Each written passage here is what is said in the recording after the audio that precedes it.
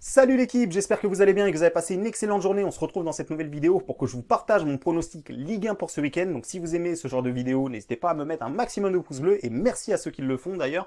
Et tous ceux qui rejoignent cette chaîne, je vous invite à vous abonner, activer la petite cloche, comme ça vous serez notifié lorsque je publie une nouvelle vidéo.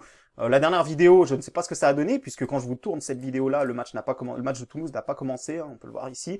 Et donc du coup, moi je partage cette analyse-là parce que je suis sûr d'avoir envoyé, j'ai déjà envoyé ce pronostic-là, donc ça va être Strasbourg contre Lorient. Il y a vraiment beaucoup de choses à vous dire là-dedans. Donc juste avant que je démarre cette analyse-là, suivez-moi bien sur Telegram, hein, c'est un groupe 100% gratuit. Ce week-end, vous retrouverez d'autres pronostics sur ce canal-là. Donc venez nombreux, c'est 100% gratuit, je le répète. Strasbourg contre Lorient, première chose à prendre en compte quand on analyse un match, pour ma part, la chose la plus importante à prendre en compte, ce sont les absents. Donc je vais vous dire que du côté de Strasbourg, je vais pas vous dire les absents qui sont pas là depuis longtemps parce que on va pas perdre du temps pour rien. Il y a Aoulou ici qui a eu une succession de cartons jaunes et qui sera suspendu, donc ça c'est un milieu important quand même. On a Matt Sels, le gardien, qui n'est pas là, hein, c'est marqué qu'il est malade, en tout cas il est pas là. Et on a Sissoko ici, milieu très bon, hein, qui a eu le Covid. On a appris qu'il a eu le Covid, donc il sera absent pour ce match-là. Donc deux milieux de terrain absents pour Strasbourg, ça c'est quand même un petit peu un problème au milieu de terrain. Du côté de Lorient, bon, il y a les absents ici, mais il y a surtout des incertains qui vous notent pas.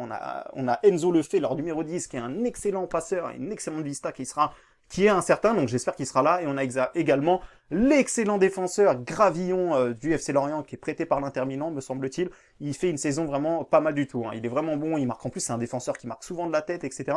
Donc j'espère qu'ils seront là, ça confortera le choix de mon pronostic. Donc voilà, au niveau des forces en présence, je vais un peu résumer ça. Au niveau des confrontations, ça fait un moment que Strasbourg n'a pas reçu Lorient à domicile, hein. Au niveau au niveau du match aller, il y a eu 3-1, victoire solide du FC Lorient. Donc premier avantage psychologique pour Lorient ici, on peut voir qu'ils ont eu aucun souci à gagner le match aller. Autre chose vraiment à prendre en compte, les amis, c'est aussi le fait que, voilà, c'est vraiment là, on va arriver au point qui est extrêmement important dans le choix de ce pronostic-là. Pourquoi Strasbourg et Lorient auraient tout intérêt à faire match nul? Je vais vous expliquer ça, parce qu'on voit que Stade Brestois est ici, donc c'est la dernière journée. Stade Brestois va recevoir Paris Saint-Germain, qui n'a qu'un seul objectif, c'est gagner et espérer une contre-performance de LOSC, donc ils sont ultra favoris, hein. Je crois que leur cote allait autour de 1,20, 1,25, donc le PSG a vraiment de grandes chances de gagner à Stade Brestois, et si c'est le cas et que PSG mène rapidement dans le match, il peut y avoir une passe à 10. Voilà, je vous dis pas que le match est truqué ou quoi, mais il faut pas être bête du côté de Strasbourg et du côté de Lorient. Si Brest est en train de se faire taper par le PSG, il y a vraiment de grandes chances que les deux équipes ne prennent pas de risques et qu'on assiste à un match avec voilà une belle passe à 10 qui tourne. Donc c'est un scénario ultra probable, mais pour ça il faut vraiment que le PSG se mette à l'abri rapidement. Sinon, bah voilà, ça peut quand même faire basculer quand même pas mal de choses. Si Stade Brestois venait à ouvrir le score, là il y aura pas de match à ranger, c'est une certitude.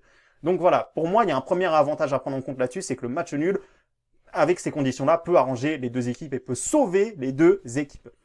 Donc maintenant, je vais aller creuser un peu plus avec vous dans d'autres infos ici. Donc moi, j'ai voté. Hein. Ici, j'ai voté le match nul sur SofaScore. Et d'ailleurs, on voit bien ici que 34% des parieurs qui voient le match nul, c'est quand même assez haut.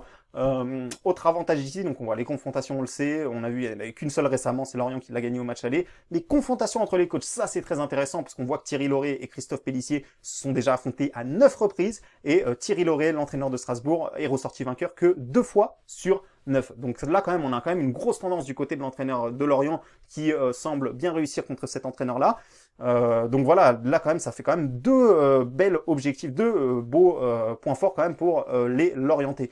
Lorient, c'est vraiment une équipe qui joue très très bien. Moi, je les ai vus jouer à plusieurs reprises à domicile. Ça envoie du très très lourd. Je crois qu'ils ont gagné 8 matchs sur les 10 derniers. Par contre, à l'extérieur, c'est une catastrophe. Ils n'ont pas gagné depuis un certain nombre de temps.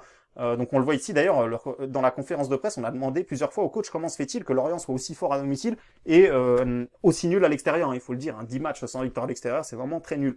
Et leur entraîneur a expliqué que lui-même ne comprenait pas ça, puisqu'il préparait les matchs de la même façon qu'il prépare les matchs à domicile. Donc pour lui, ça serait plutôt une question de confiance, peut-être de pelouse, peut-être d'habitude à évoluer à domicile. Mais en tout cas, pour lui, il n'est pas responsable de ça, puisqu'il a clairement dit qu'il préparait les matchs de la même façon et qu'il n'arrivait pas dans le but de se dire on va gratter un nul à l'extérieur.